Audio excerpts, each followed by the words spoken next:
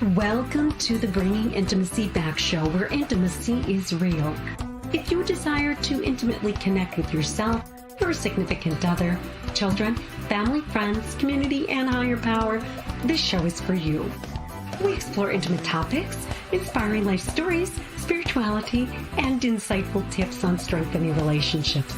The show is hosted by Dr. April and her co-host, Coach K. Let's get this episode of the Bringing Intimacy Back show started. We share with you today the secret power to intimacy to create a life you love or love the life you create. Now, here's your host, Dr. April, and co-host Coach K.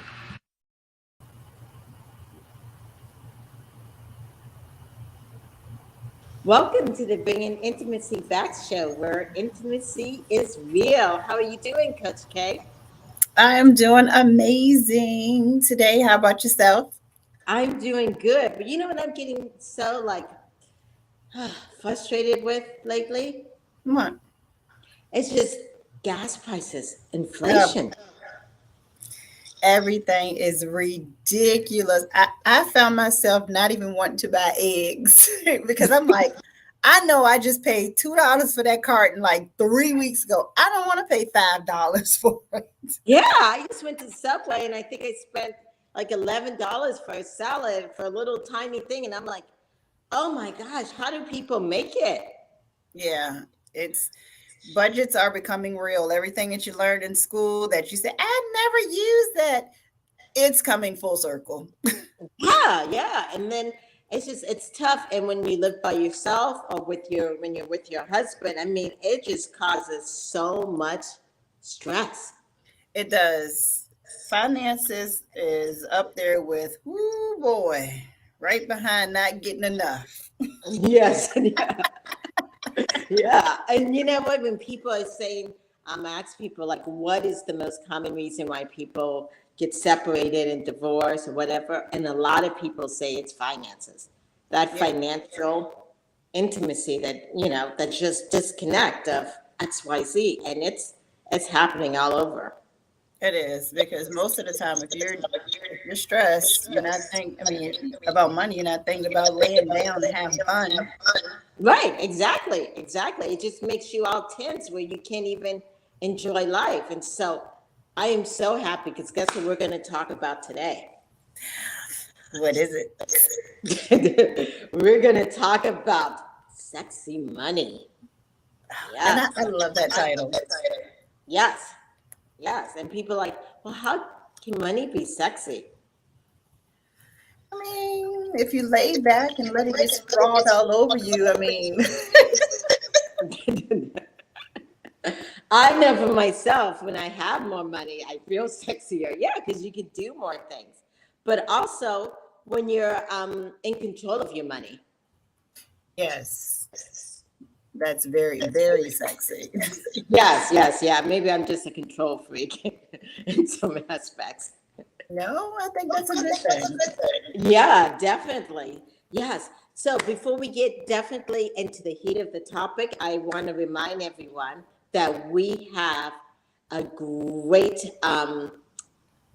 nonprofit that we're working with for this month called Sisters for Sisters, which is great.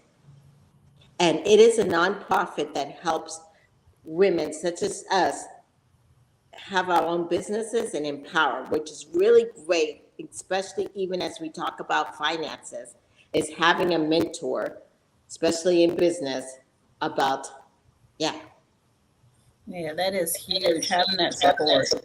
Mm-hmm. Definitely, yes.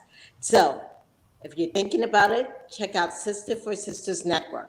But let's get back into the topic of sexy money. And we have a sexy person coming on. I can't wait for everybody else to meet us. I already saw her. Yes. And I was like, wow, yes. And I've been on, I'll talk in a moment about her show, but she has a show. And what she does is she makes money fun. That's important. Make money fun, and you're able to talk about it instead of being scared and fearful, which I think many people, that's their relationship with money. Yep. Yes. So when we come back, we're going to meet this sexy male to talk about the sexy money And you're going to hear, Mel has a lot of O because she goes by Mel O, and we're going to see what that O really means. All right then. We'll take a break and we'll be a moment. Are you wanting a vacation in paradise? A vacation to rekindle the passion. A vacation without the kids. A vacation where you can learn how to communicate, where you and your partner actually hear each other and gain insight. If so, vacation counseling is your next vacation. Dr. April Brown has created vacation counseling in Southwest Florida as a perfect option for you and your partner. Our retreats are one couple at a time. We have a variety of packages available to choose from, including virtual couples retreats. If you and your partner are interested in vacation counseling, please visit us at vacationcounseling.com for more information on pricing and packages. Also, follow us on Instagram and Facebook. To keep track of the latest news, stories, activities, or coupons on vacation counseling and Dr. April's other services, we encourage you to sign up to receive a monthly newsletter called Intimate Connections at draprilbrown.com. Remember, if you and your partner are struggling with communication and intimacy, and you all are looking for a retreat to connect, vacation counseling can be your next vacation in Southwest Florida.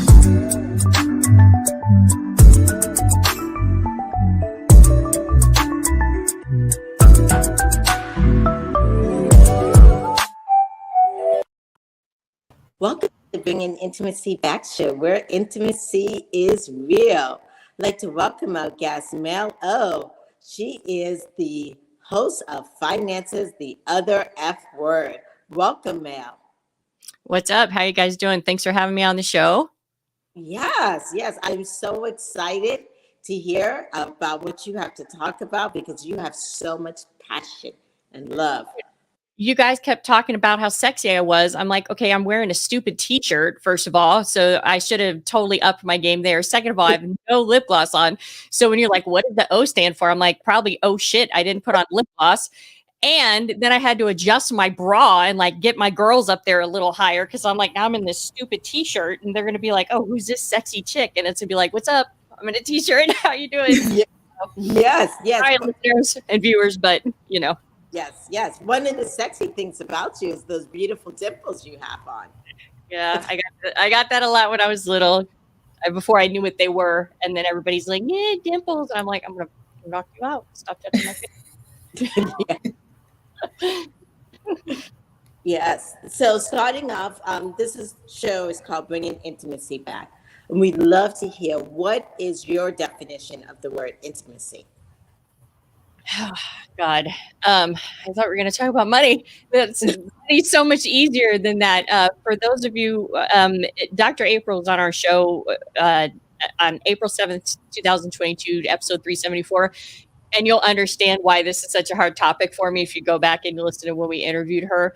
I don't really know what, I guess intimacy would be when everybody knows exactly everything about you and loves you anyway.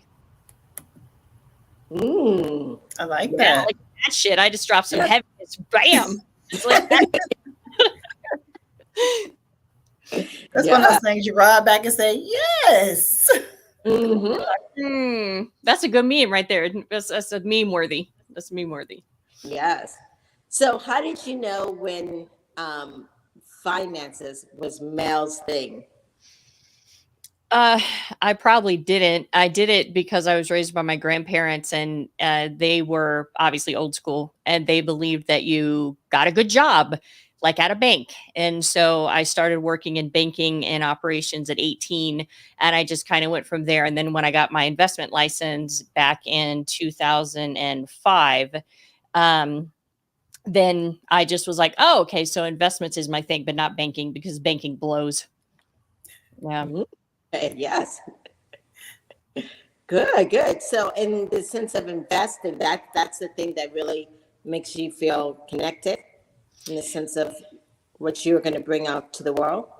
Yeah, I mean, I love investing and I love helping people meet their financial objectives, which is why I'm a certified financial planner as well as a licensed advisor. But more importantly, I don't like my industry. So I like me and I like what I do and I like helping people, but I don't like the old white guys in suits in my industry. And so when I did my own firm, I was like, hey, I'm just not going to do that anymore. And I didn't. And so now that has made it way funner. Yeah, good. Yeah, as Coach K and I were talking, many people today are struggling. Yeah, and I think that the people are struggling. Well, obviously, inflation is crazy, and you guys had mentioned gas prices. And our next episode on finances of the F word will be on exactly who controls the price of oil, and exactly who is manipulating those things. Because we want to blame the president or administration that's in power, but really, that's not how oil prices work at all. So yeah, I mean, there's a lot of stuff going on, but I think the root of most financial problems is the fact that people have not really given thought to what they want what their financial objectives are. So everybody's like, trying to make rent, or everybody's trying to make the utility bill. And then if they have extra money, they don't have anything identified as, what am I really trying to do here on a 1 year, 3 year, 5 year plan? And I think in my industry, everybody wants you to focus on retirement, which is important. But like, we all got a real long time to go before retirement, and people are working longer. The job market has changed. You've got gig economies. You can do part-time work. You can work from home. So the whole getting the gold watch at 55 and then you retire till you die, which was only 20 years after that at most, now has completely changed. So retirement is changing too. So everything's kind of in flux right now. Mm-hmm.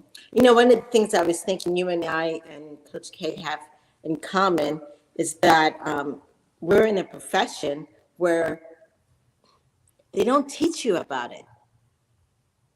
Yep. Right. Yeah.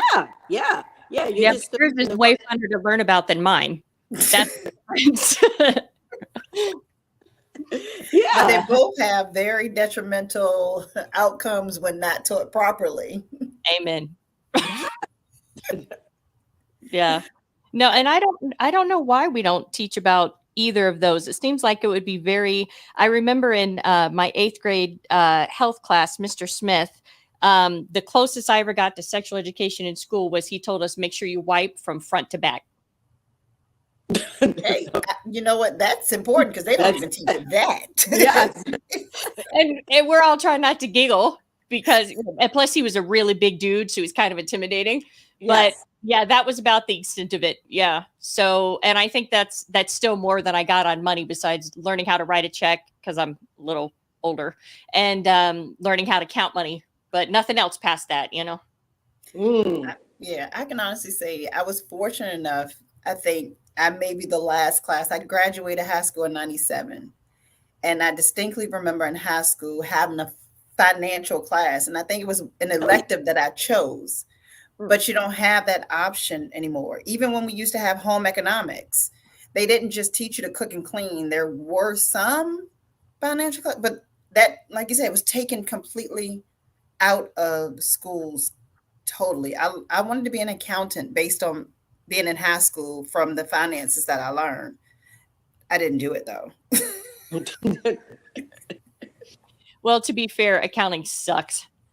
I mean, I took accounting classes in college and I was just like, get me the hell out of these classes. I just want to get past these things. And I did. And I was like, done with that, Yeah. Yeah. Actually, as an accountant, yeah, it does. It's boring. No one wants to deal with it. Yes. And that's the same thing that people think about money. Right. Yeah. Mel, what are some misconceptions that people have about money? I think probably one of the major misconceptions about money is when people try to really do a budget, or they try to go, okay, this is a year, I'm gonna get my shit together and I'm gonna get a hold of my money and I'm gonna do it the right way. They don't realize that they lie to themselves constantly.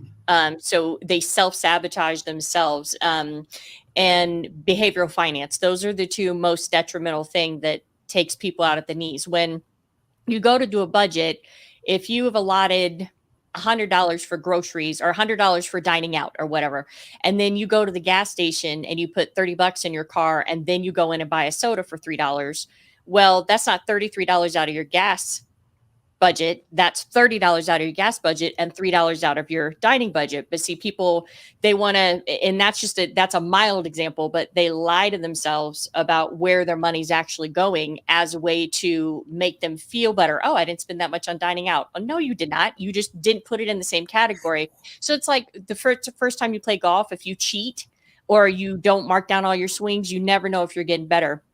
And then the behavioral finance just sinks so many people because people want to spend the most money when they are the most broke because they just feel like that's going to give them control. So, for instance, COVID with that whole toilet paper bullshit that we saw, Right. Yes. people were buying toilet paper because it's cheap, it never goes bad, and you can buy it in ginormous packages. And so you felt like you were exerting control over something when you literally had absolutely no control over anything. And so that's behavioral finance will sneak in, or, oh, just get that shirt, it's on sale. I know I'm broke, but blah, blah, blah. No, you're really broke. So you should not buy that shirt, So those are the two big misconceptions I think that most people have about money. I'm guilty. I do better. I am definitely guilty. And I do a thing called Winning Wednesday. And I went into a store and I looked at this thing 3 times that I did not need. And I walked out with the one thing that I was supposed to get. And that lady, she said, that's on sale and this is on sale. I was like, lady, stop. Right. I have to get out of here because my anxiety was starting to kick up. But you realized it and you didn't do it. I mean, that's the thing. So we all do it. I do the same thing. I mean, it's just there's a reason why the bulk of our economy is built on consumer spending, and behavioral finance is a huge part of that. So yeah, we all go through it, but you got to recognize it, and I talk about that in the book. So it's just because it'll sabotage you so bad. Mm-hmm. I think probably behavior financing also has a lot to do with eyes. Like if you see something, I mean, you had a lot of determination, but if you see something and it's like, ooh, it gets inside you and then you really want it. It's the same thing with sex. It's a visual aspect. I'm really guilty of that.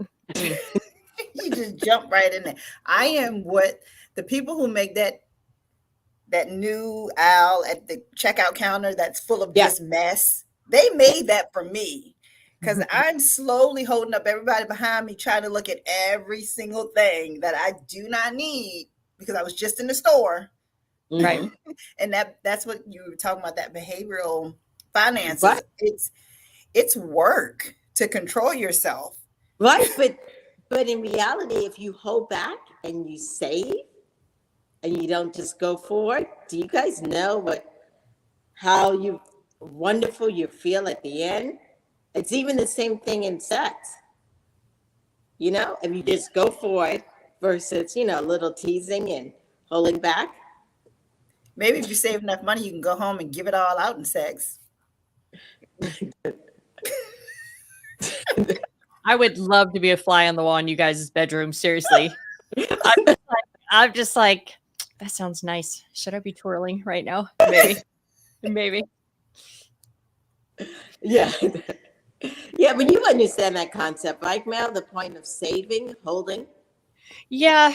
I think that I do. My thing is that everybody should have an emergency fund, which is where you have a savings account. General rule of thumb is that if you're in a household where you're the sole owner, you want to have 6 months of discretionary and non-discretionary spending. If you're in a dual income household, you want to have 3.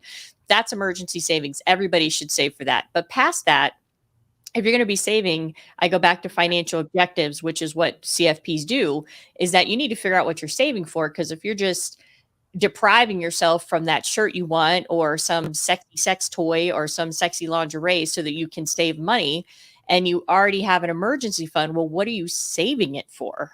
You know what I mean? Right.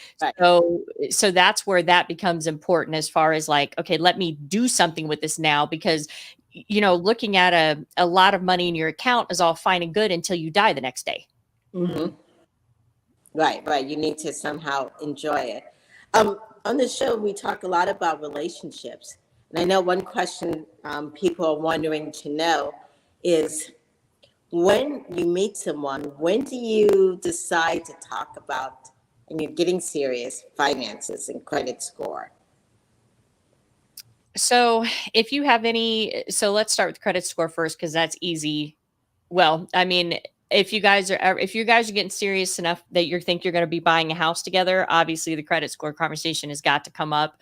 Also, I would caution people, it might be an uncomfortable conversation, but you need to have it before you commit, like in a marriage, about debt, because I have clients who one of the significant others is a spender and the other one is a massive saver, and it's a very big issue. And I mean, obviously, I would be on the first date like, oh, I like lasagna too. Hey, by the way, what's your credit score? You know what I'm saying? But Right. the thing is that if you're going to move in together, if you're going to get engaged, if you're going to be married, or if you're just not going to be married but be long-term partners, I mean, that stuff needs to come in, because you do not want to be messing with somebody who has a whole ton of debt. And a lot of times I've seen that when people do end up having massive amounts of debt, they just whoop, and then it gets worse and worse and worse. And even though you could be like, oh yeah, well, that's okay, that's his debt or hers debt, so that don't affect me. Well, it does affect you, especially if you guys decide to be partners and move forward, because every single thing you want to vacation homes, cars. Then what happens is the person with one credit has to carry the load of all the cars, and then their credit score is affected. And then it's just this nasty spiraling thing. And if there's child support out there that they haven't paid, and y'all get together, and then child support comes back and it gets levied at the bank. So this is what I've seen when I worked at the bank a whole ton of times. And this is just kind of a side note, and I don't know why I'm saying this, but maybe somebody needs to hear this. If you get with somebody and you guys get married, or you're just on an account together and you both own the account, okay, and that other person has not paid their child support, and it goes through the court system, and they get a junction against that, they're able to levy the account that the person who owes child support is on, they will come in and take that money, take it. And the way it works at the bank is that the bank gets a notice in the morning saying these accounts have been picked out by the judge, by the court system, and we need this money out of the account. So then you log on, all your money's gone. And then the person who didn't have nothing to do with child support now has to go back to the court system and go, no, no, no, no, no. I was also an owner on that. 50% of that money's mine, and fight to get their money back. So when you're adding yourself onto accounts with people and everything, you need to make sure. And also, if the person overdraws the account on you, and I'm just talking about checking accounts, okay? If they overdraw the account on you, the bank can close it, and all the fees are both still liable, and then you can't open another account. And I see this specifically with women. They let this happen all the time to them, and it just fucking pisses me off. Don't do it, ladies, is what I'm telling you. Do not do that shit. Yeah, but he's so good and he's so cute. I know. But I That's so relevant. I can masturbate and still have all my money. So woohoo. You know, I mean, that's the one thing I wish I could have told them at the bank. Be like, have you masturbated? You should probably do that before you add this fool onto your account that you had for 15 years. So you could be back in my office in 6 months crying because the motherfucker overdrafted you. And now you can't open a bank account. Yes. I'm glad that you spoke on that, especially about that the child support piece, because oddly enough, there are not enough people who really think about that prior to just jumping into things. And I binge watched this show, that Life After Lockup, and the guy had restitution, and the woman who was, he got out of jail, she was like, yeah, we want to get married. And she said, yeah, he has restitution. And so her family was like, well, if you get married, you both have to eventually share that debt, especially if you're going to be on things together. They put a lien on the place. So it's good you say that out loud, because not enough people think about that. The first kiss will make your brain go away. Mm-hmm. It must be a big kiss. Good tongue. Yeah. I mean, it just happens. It happens so much, things like that. And another thing that happens a lot of time with couples, since you guys focus on, relationship with couples, is that, a lot of people, they're married, then they divorce and then marry somebody else. and then they don't bother to change the beneficiaries of all their stuff, all their 401ks, and their specifically, y'all listen to me, life insurance. And then what happens is that their second wife of 20 years, they die, the wife goes to get the life insurance, and guess whose name is on his beneficiary? His ex-wife. Right. And she does not have to give you shit. According to the contract, she is the 100% beneficiary, and now she has that money and you got nothing. And women were better at it. We're like, oh, let me update my bit. Men, I cannot tell you how many times I have had to get on dudes that have been married twice. I'm like, go change your beneficiary right now. And they're like, oh yeah, I'm gonna do that. No, not I'm gonna do that. Do it. You know, so if you're getting involved with somebody where you're long term, make sure they do that too, because that's a big freaking deal. If you guys are intertwining finances with the understanding that if one of you go, the other person has put things in place to take care of them, then you need to make sure that you get your money. I mean, you really do, because men are just notorious at not doing that. Just like women are notorious at just adding dudes onto their account for no reason, you know, in my experience. Yeah. So Mel, in a relationship, if one person is really good with finances and the other is not, the one that's not, should they just let the other person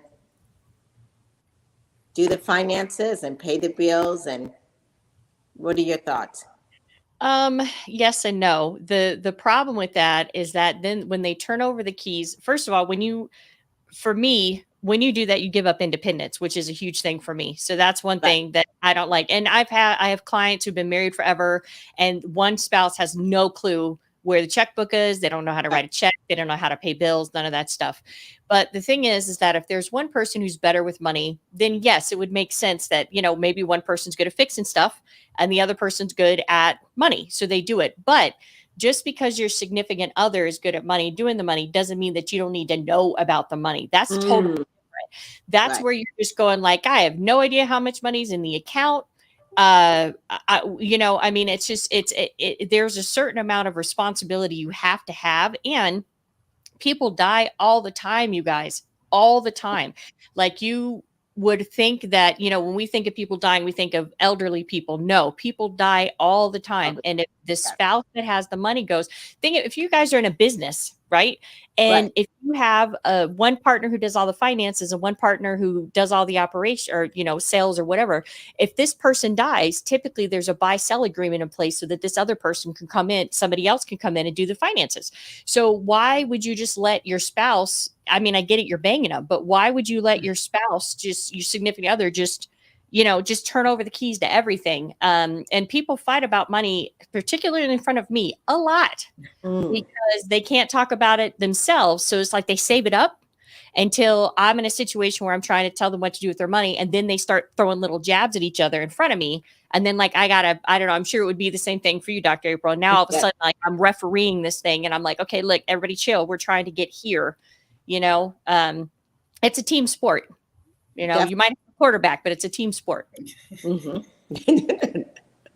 Yeah, that's how it was in our marriage. And I made my husband for a week. You pay all the bills. I need you to know how to log into the bank account because I have a heart condition. And it's just, the reality is one day I could be gone. Right. And, you know, we've been married 16 years and now he gets it. Like, if I can't do something or I'm gone, you have 5 children to think about if I'm not here, a house, a car, and life to go on. So makes sense. Yeah.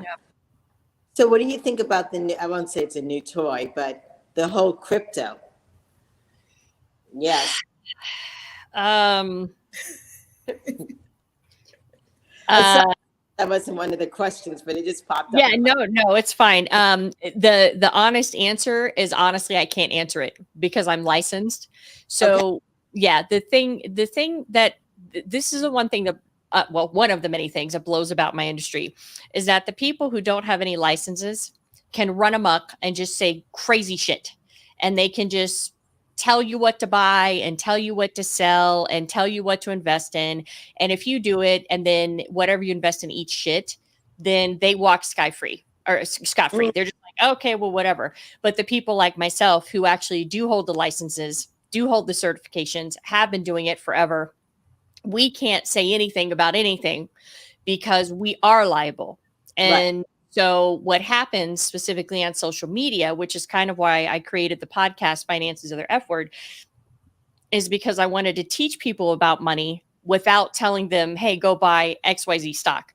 So that they can sit down in front of somebody like me, same reason why I wrote the book, and not get fucked. First of all, that's the big thing. Yeah. But yeah, I mean, so literally I'm not sidestepping the question. I mean, believe me, if I did not have licenses, I would tell you what I thought, but I honestly can't answer the question at all. Okay. That makes it. Yeah, with all this new technology of crypto and even people investing in space on Meta. I like that you said you can't even answer the question because you're licensed, because that would make me want to work with someone who's not open to speaking about that out in the open, because I know that they have more of a responsibility behind their business and title. So that said more than you not even being able to speak on it. Right. Yeah, and I think that's the trap of social media, is that, you know, we spend varying degrees on whatever social media platform is of your choice, and there's always people wanting advice. But you know, I've always said, if I need a plumber, I'm not going to go to social media. I'm going to call a damn plumber because I don't want my house to flood. But there's this weird thing, I think, with the medical field, and actually maybe with you guys' field too, like the medical field and the financial field. People think that if they Google the definition of something and they read a paragraph, now they're a fucking expert, and now they're on social media, and now they want to give all this advice, and they're too ignorant to understand that the financial advice you're giving is blanket. The whole point of being a CFP is that you sit with the person and you go, because Dr. April's goals are not your goals, and Coach K's goals are not yours, and that means that you should not be invested the same way. Some people are older. Some people are younger. Some people have different tax implications. Some people have kids. Some people have kids with special needs. And so the thing is that we have, and I blame like the kind of the 80s time, we've convinced everybody that all you need to do is make money. And so if I sit down with somebody and I say, hey, what are you trying to do? They're like, I'm trying to make money. And I go, okay, so what are you trying to make money for?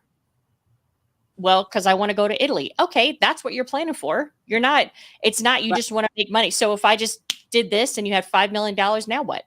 Right. You have no clue what you're going to do with it, you know? So, yeah, so it gets really, it's one of my big sore spots, is the fact that my industry is been slow as crap in regulating the absolutely litigious, detrimental advice that's out there. And it's really disheartening for me, because I've seen so many people blow up because of it. Right. Yeah. Sorry about that. I didn't mean to get on a tangent, but. Oh, no. That's a wonderful tangent and it made me even think of another question, in the sense of, when should someone get a financial planner? You know, do you get one at 18 when you just start working, or maybe your first professional job, 23, or do you wait till you get engaged, or do you wait till you get married, or do you wait till you're about to retire? When should someone get a financial planner? How does that look? Yeah, I think if you have a major, because there's different levels of working with a financial planner. So if you're 18 and your aspiration is to have a vacation home by the time you're 30, that's, you know, probably sitting with the financial planner to at least pick their brain would be smart for you. If you're 18 and you don't really know what you want to do yet, then, you know, do you necessarily need to pay for a financial planner? Probably not, right? But if you're getting ready to have kids, or if you're getting ready to get married, and through the financial planning process, when you sit down with somebody like me, like how I talked about how a lot of times I'm all of a sudden refereeing, if you need to know about your person and how they view money, get them in front of somebody like me. We will open that shit up and you will see exactly how they view money. Not because I'm trying to do anything mean, or not because I'm trying to put anybody on the spot. But the thing is that I'm very good at understanding what they don't say is what I'm saying. So the thing is, if you get them in front of somebody like me, all that stuff will be laid bare, and you will know right away if you guys are going to have a financial situation that you're going to maybe not jive with. So it's better to find out before you spend, 50 grand on a wedding, Yeah. Yeah. Wow, I never even thought about that. That's a great idea. Now, I mean, I would assume it'd be the same thing for you guys. Like if, Of course, if I'm getting ready to get married, okay, we really need to talk about what our kinks are so we can make sure we line up, yeah. before we commit to just seeing you every day for the rest of my life, Right. I'm not. That's a good wedding gift is to get somebody, Hey. That's a gift true. certificate to schedule sessions or engagement gift. Mm-hmm. Yes. Even a CFP plan. Look at that. Ladies, Yeah. look, we're going to have to create a package offline. We're going to make this happen. Hello. Yes. Because I do a premarital coaching program, and finance is plugged into one of those. It's not as in depth as what you would do, but it's smart. The best gift to give is something that can be used ongoing. Mm-hmm. Mm-hmm. Yep. Absolutely. Yeah. And sex and money, like you guys talked about, are two of the biggies. So it would make sense. And like I said, if you get in front of somebody like me, you don't have to ask the questions, and you probably wouldn't know how to ask them anyway. And, they can be the bad guy, or I can be the bad guy, whatever. Right. And I'm assuming with you, it's a relationship, when you get a financial planner, it's good to have them throughout your life. Yeah. And I talk about in the book about basically we're all buying the same shit, you guys. Right. So if you sit down in front of somebody and they're just like, oh, you're 25 or you're 35, so this is going to be how you're investing, and they, they're shoving some portfolio down your face, and they don't know nothing about you, nothing that you're trying to do, nothing about your tax implication, they are the wrong people to be sitting in front of. 100%. And if you are going to accept that, then you might as well just go get some Joe Schmo from social media. I mean, it's just, it's not smart, Mm-hmm. Yeah. Are you taking clients from throughout, or just only in your state? No, I'm licensed in many states. It's very easy to get licensed if I'm not, but yeah. So I'm taking clients. For me, I'm at a point in my career where I just want to like the people I work with. Okay. That's the main thing. So if the person, like if there's somebody watching this and they're like, oh, I need a CFP, but I don't like her, well, then we're probably not going to like each other. Right. But right. If you're watching this and you're like, oh, she's cool and I need a CFP, then I'm your girl. But I don't, you know what I mean? I like to just like who I work with, because life is too short, and I just don't want to deal with people I don't like no more. Yeah. Yeah, definitely. Yes. So if listening, tell us about your book, and then tell us how they can find you. Sure. I actually have, this is where my desk. So it's Finance is the Other F Word, Another F Word to Love. And it's on Amazon, Barnes and Noble, I always say it wrong, Barnes and Noble, Target, and Walmart. So Finance is the Other F Word, Another F Word to Love. Finance is plural. Awesome. Yes. Well, it has been I know that's right. And how do we find out about your podcast? Oh, we're wherever you get your podcast. It's Finance is the Other F Word is the podcast, and my real name is Mel O. So if you just look for Mel O CFP, you're going to pull up all of my stuff. And you can also find us on TikTok at FTOFW_podcast, and on Instagram at Finance is the Other F Word. So, I mean, literally, I'm pretty easy to find.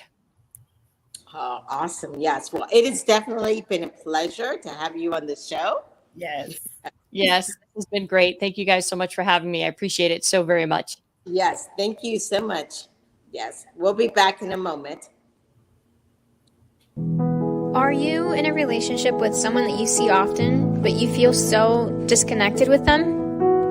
Bringing intimacy back can help you bring the intimacy back to your relationship. BIB is dedicated to inspire, enlighten, and encourage intimate connections. Live shows, weekly guest speakers with over 29,000 downloads.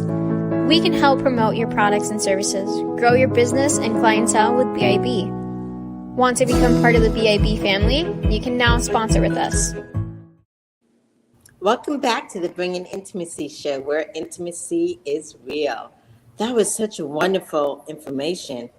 That was awesome. I loved every moment of it. I loved the transparency and genuineness. I love people that you know what you have and that's straight to the point. Definitely, yes. And I love the idea about meeting with the financial planner at any stage of life, and even as giving it as a gift. So that is in my mind. Yes, yes. Yeah, that is very, very good. That was a very great show, great information, and it will definitely open up some conversations that probably needed to have already happened. And speaking of those great conversations that need to happen, we have some amazing shows coming up in the coming weeks. So on next week, July the 21st, we have Dr. Barbara and Dr. Michael Grossman with Our Brain and Romance. On July the 28th, we have Roxanne Chaput with Awakening and Enlightening Love. And then on August the 4th, it's already here, August, we have Tilly Storm with Igniting Sexual Desire and Passion in Long-Term Relationships. Pretty steamy stuff coming up. Yes, yes, definitely. So thank you so much. And we will see you guys next week on the Bringing Intimacy Back show. And follow us on social media. Bye, everybody. Thank you for listening to today's episode of Bringing Intimacy Back. We hope you enjoyed it. You can also find us at bringingintimacyback.com and Facebook, Instagram, LinkedIn, YouTube, or Twitter. Dr. April Brown's 5-book series, Improving Intimacy, is now on Amazon, available in Kindle, Audible, or paperback. We'll see you next Thursday live at 3:30 p.m.